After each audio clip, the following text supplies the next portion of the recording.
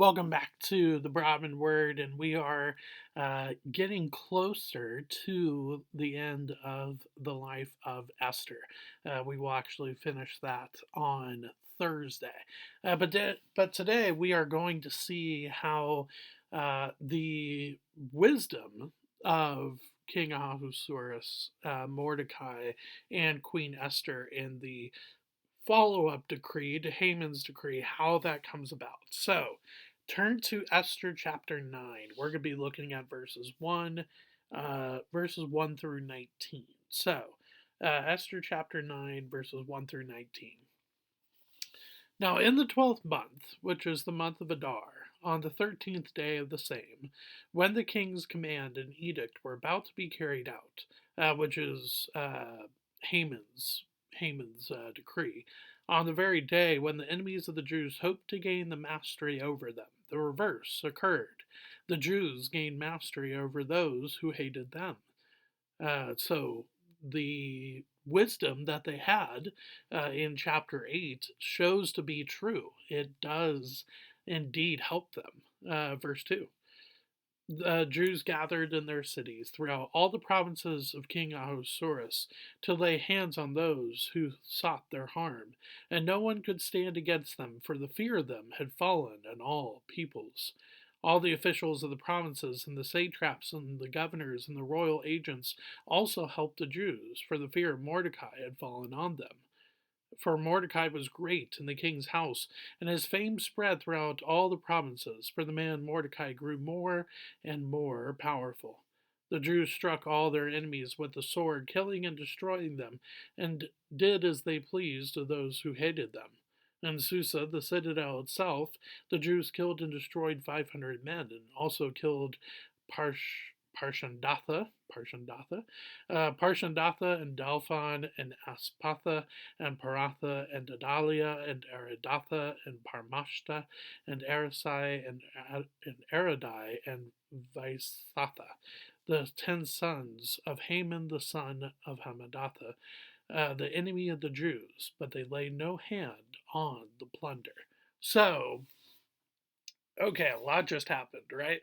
So the wisdom that they had in, okay, how do we, knowing that the laws of the Medes and the Persians is fixed once it is written, once it is signed by the king or by one of his governors, once that is fixed, there's nothing that you can do to revoke that. So the wisdom from last time was to come up with something to combat that, have their own decree, and that is what they did, and it works. The Jews are able to defend themselves. They are able to absolutely yes, defend themselves, but also they are able to bring justice to the sons of Haman. Now, some have thought, okay, is it out of bounds for the sons of Haman to die for the sins of their father?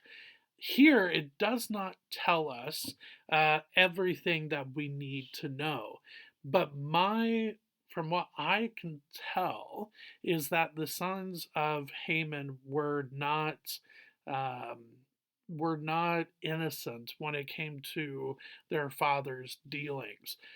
Yes, there is Haman did all the decree writing, he did all the bitterness towards Mordecai, but there was that gallows that was hung by Haman. And my question is, did Haman do that alone, knowing that it was, again, about 75 feet tall? My guess is no, he had help. And what better ones to help him than his sons? Again, this is just an opinion. It's hard to tell, but it appears from what Scripture is saying that the sons of Haman are not just dying because of Haman, but because of they probably had the same feelings that their father had towards the Jews. Along with those that did attack the Jews on this day. However, as what we talked about last time and still seen here today, fear has definitely played a factor with the defense of the Jews. And fear here again is not, could it be referencing a trembling, a scared type of fear? Very, very possible. But I personally, I see more of a reverential fear because of the way that Mordecai is talked about. Yes, he becomes powerful in authority, but he's not an actually scary person uh, to one to behold, but also he's very new in his job. And my thinking is it is a reverential fear. They revere the authority that the king has placed upon Mordecai. And especially, it could be known at this point that Mordecai is a relative of the queen. So that is even more so. Esther gives this reverence to Mordecai based on who she is, based on the fact that she is the queen of the realm, and that to me, I think, is what we see again with that term fear. It is a reverential fear. So with that, let's go to verse 11. That very day, the number of those killed in Susa, the citadel, was reported to the king.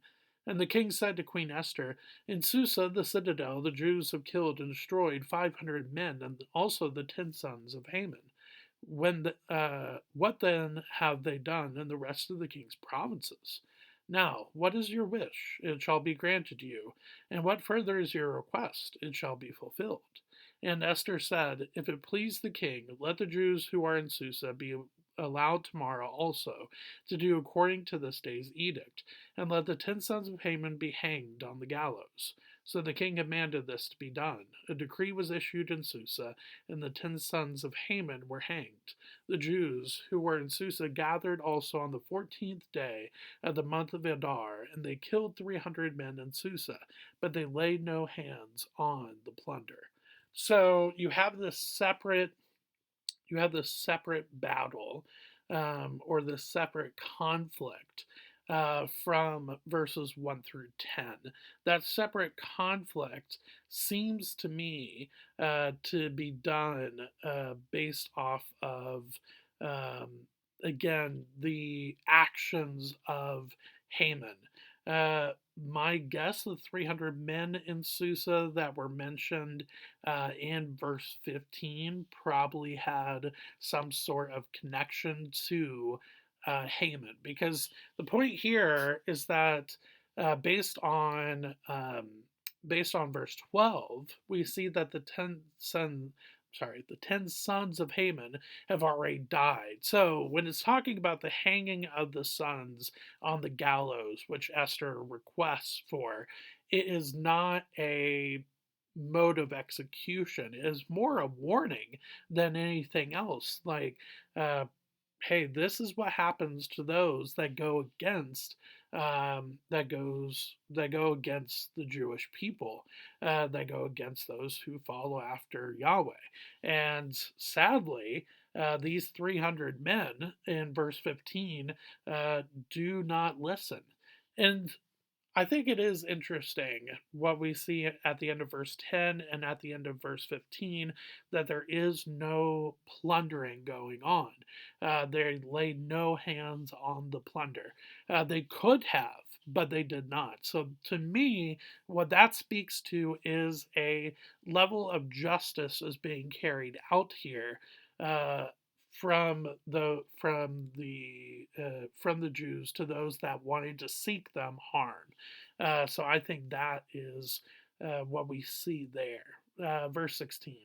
Now the rest of the Jews who were in the king's provinces also gathered to defend their lives and got relief from their enemies and killed 75,000 of those who hated them. But they laid no hands on the plunder. Again, just to talk to justice. Also, it's a reminder to us as well, Haman's decree was not just in Susa or the cities surrounding Susa, it's to all of those 127 provinces. or basically the empire. This is not just a this was not just a little area skirmish that Haman wanted. No, he wanted a broad, sweeping, a genocide of the Jews. And thankfully, based on the wisdom of Esther, that was stopped. Thankfully. So, verse 17. This was on the 13th day of the month of Adar, and on the 14th day they rested and made that a day of feasting and gladness. But the Jews who were in Susa gathered on the 13th day, and on the 14th, and rested on the 15th day, making that a day of feasting and gladness. Therefore, the Jews of the villages who live in the rural towns hold the 14th day of the month of Adar as a day for gladness and feasting, as a holiday, and as a day on which they send gifts of food to one another. So it becomes a day of celebration, a day of remembrance. So, with that being said, we will see how the life of Esther comes to a close on Thursday. But for here, it is really just a testament to the justice of God. Yes, God is a God of grace. However, at some points, he shows that he is also a God of justice. And we need God to be both a God of grace and a God of justice. That balance between those two is what makes the Lord so wonderful. Also, in both an encouraging way, but also in a convicting way, also as well. Just because God is a God of grace doesn't mean that you shouldn't feel convicted when you sin. And just because God is a God of justice doesn't mean that you can't feel this hope that, yes, even though I have sinned, God, it's not like God hates me now or not or has forsaken me or wants nothing to do with me, that he'll throw me away. Thankfully, for those that follow after him, there is nothing that you and I can do to break his grace. However, he can discipline, and he does discipline his children. But here we see the justice of God fully on display with those that come against not just his children, but reject him ultimately. And I think that's what we see in Esther chapter 9, verses 1 through 19. So, with that being said, I will see you Thursday as we conclude our walkthrough of the life of Esther. See you then.